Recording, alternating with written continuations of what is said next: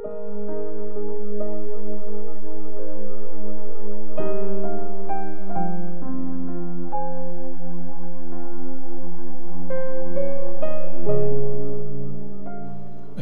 chapter 3. Kaguluhan sa Jerusalem. Ngayon, ang Panginoon, si Lord na makapangyarihan, tatanggalin lahat ng sinasandalan at inaasahan ng Jerusalem at Judah. Lahat ng pinagmulan ng pagkain at tubig. Ang bayaning magiting, ang sundalo, ang judge at ang prophet, ang manghuhula at ang elder, pati ang leader ng 50 na sundalo at ang taong tinitingala, ang tagapayo at ang magaling magmagic, at ang expert sa mga agimat. Tatanggalin silang lahat. Hahayaan ni Lord na mag-lead ang mga bagito. Ang maghahari sa kanila, responsableng tao. Aapihin ng bawat tao ang isa't isa, kaibigan sa kaibigan, kapitbahay sa kapitbahay. Babastusin ng kabataan ang nakakatanda, at yung taong walang kwenta, di gagalangin ang kagalang-galang. Sa time na yon, magmamakaawa ang isang tao sa kamag-anak niya at sasabihin, may damit ka, kaya ikaw na ang leader namin. Itong gumuhong bayan, ikaw ang mamahala. At sa araw ding yon, tututol ang kamag-anak na inalok. Hindi ko kayo matutulungang maging maayos. Wala ngang pagkain o damit sa bahay ko. Hindi nyo ako pwedeng gawing leader nyo. Kasi nadapa na ang Jerusalem. Bumagsak na ang Judah dahil laban kay Lord ang mga sinasabi at ginagawa nila. Harap-harapang nagre-rebelde sa kapangyarihan niya. Di pa sila patas mag-judge. Mananagot sila. Pinapakita nila ang kasalanan nila na gaya ng Sodom. Di nila ito tinatago. Hay, kawawa naman sila. Pinahamak nila ang mga sarili nila. Sabihin nyo sa mga matuwid, magiging okay ang pamumuhay nila kasi ma-enjoy nila ang bunga ng mabuting gawa nila.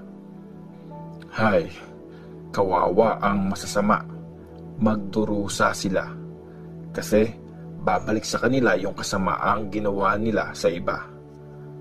Ang bayan ko ay inaapi ng mga bata. Mga babae ang naglilid sa kanila. Bayan ko, nililigaw kayo ng mga leader nyo. Ginugulo nila ang landas nyo. Inatulan ni Lord ang bayan niya. Handa na si Lord na sabihin ang panig niya. Nakatayo na siya para hatulan ang mga bayan. I-judge na ni Lord ang mga elder at leader ng kanyang bayan. Kayo ang sumira ng taniman ng ubas. Tinago niyo sa bahay mga gamit ng mahihirap na inyong nilimas. Anong karapatan niyong ang bayan ko ay pahirapan? Ang mahihirap ay tapakan, sabi ni Lord na makapangyarihan. Warning sa mga babae ng Jerusalem. Sabi ni Lord, mapagmataas ang mga babae ng Jerusalem. Kung lumakad, taas noo. Kung tumitig, nang aakit. Kung may kembot sa paglalakad. Pinapatunog ang alahas sa paa sa bawat hakbang. Dahil dyan, kakalbuhin ng Panginoon ang ulo ng mga babae ng Zion at ilalantad ni Lord ang kanilang mga private parts. Sa araw na yon, tatanggalin ni Lord ang magagara nilang alahas, mga anklet, mga headband, mga kwintas na half moon ang hugis, mga pendant, mga bracelet, at mga scarf. Mawawala din ang mga sombrero, alahas sa braso, belt, lalagyan ng pabango, mga anting-anting, at mga singsing sa daliri at sa ilong. Tatanggalin ang mga magagarang robe, balabal at mga bag, mga pinong damit na gawa sa lace, damit na gawa sa linen, balot sa ulo at belo. Imbes na pabango, mag-aamoy bulok sila. Imbes na belt, lubid ang suot nila. Imbes na maayos na buhok, makakalbo sila. Imbes na mamahaling robe, sako ang suot nila. At imbes na kagandahan, kahihiyan. Mamamatay sa gera ang mga kalalakihan, pati ang mga magigiting na sundalo sa labanan. Ang mga gate ng city, magluluksa at mag-iiyakan. Ang city ay parang babaeng nakaupo sa lupa, hubad na iniwan. Isaiah chapter 4. Sa time na yon, 7 babae ang mag-aagawan sa isang lalaki at sasabihin, "Kami na ang bahala sa kakainin at susuotin namin. Gawin mo lang kaming asawa. Alisin mo kami sa kahihiyan." Maibabalik ang Jerusalem. Sa araw na yon, gagawing maganda at mayabong ni Lord ang lahat ng puno at halaman, at ang bunga ng lupain magbibigay saya at karangalan sa mga survivors ng Israel. At lahat ng maiiwan sa Jerusalem, lahat ng matitira, tatawaging banal. Sila yung mga pinili ng Diyos na mag-survive. Mangyayari yon pag nahugasan na ni Lord ang karumihan ng mga anak ng Zion at nilinis ang dugong dumanak doon gamit ang nag-aalab na paghatol. Tapos, gagawa si Lord ng ulap sa umaga at usok at maliwanag na apoy naman sa gabi na tatakip sa buong Mount Zion at sa lahat ng nag-gather doon. Ipoprotect na kapangyarihan ng Diyos ang buong city. Magiging bubong yon na panlaban sa init ng araw, takbuhan at silungan pag bumabagyo at umuulan.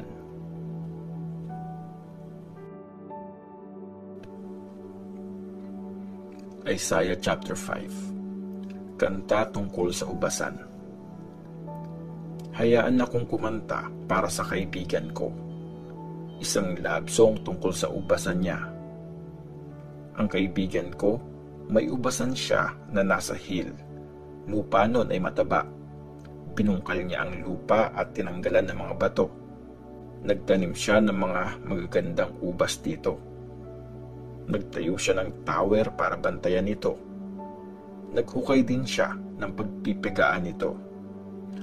Umasa siya sa magandang ani ng ubas, pero mapait na bunga ang lumabas. At ngayon mga taga-Jerusalem at mga taga-Juda, sinong may sala? Ako ba o ang ubasan ko?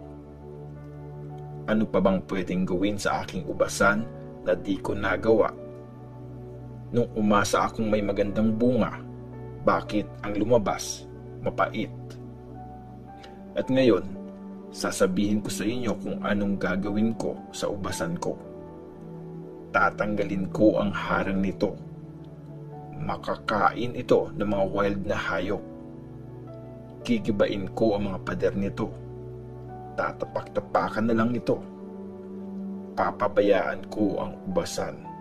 Hindi ito bubungkalin at aalagaan. Hahayaan ang mga damo at tinik na tumubo dito. Uutusan ko ang mga ulap na sa lupa ay huwag magpaulan. Ang bayan ng Israel, ang ubasan ni Lord na makapangyarihan.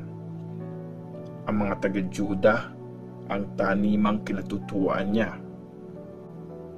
Umasa siyang magiging patas sila, pero kawalan ng katarungan ang ginawa.